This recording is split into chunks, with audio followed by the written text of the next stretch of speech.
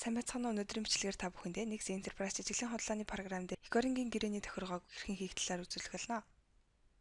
Нэгдүгээр, тохиргоо болон удирдлага цэсний борлуулалтын тохиргоо цэснээс төлбөр гэсэн цонхонд байрлах, төлбөрийн картаар төлбөр хийх гэсэн дараах цонхыг төвтэй болгоно. Үүний дараагаар Ecori-гийн гэрээгээ энэ хэсэгт үүсгэж өгөх хэрэгтэй байна. Нэгдүгээрт та өөрийн байгууллагын нэрийг сонгоод, хоёрдугаарт Ecori хэсэгт та өөрийн харилцагч банк буюу жишээлбэл та хаан банктай харилцдаг бол тухайн банкын нэрийг сонгоод энэ хэсэгт гэрээний нэр маань үссэн байна.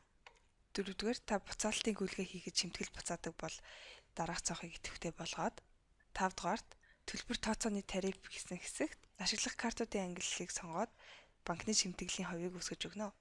Жишээлбэл та энгийн төлбөрийн картыг ашиглахад банкны шимтгэлийн хувь нь 1% байна гэж үзье. Дээрх гэрээг та зөв бүгэлсэний дараа хадгалах товчийг дараад бидний гэрээ маань энэ хэсэгт үүссэн харагдаж байна.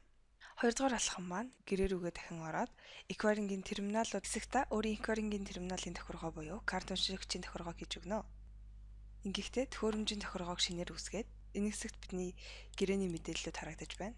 Та өөрийн гэрээний нэрийг сонгоод холбож буй төхөөрөмж хэсэгт та хаан банкны датабанк терминал буюу кассан дээр төлөгдсөн карт уншигч дээр автоматар очдог терминалыг ашиглах гэж байгаа бол дараах холбоосыг чагтлаад бусад банкны төхөөрөмж болон мөн уг тохиолдолд дараах холбоосыг бас чагталж өгнө. Шинээр үүсгэсэн Ecori-гийн терминалын холболтын мэдээллийг хадгалаад ингээд бидний хийсэн Ecori-гийн гэрээ буюу терминалын төхөөрөмжийн тохиргоо маань болсон байна.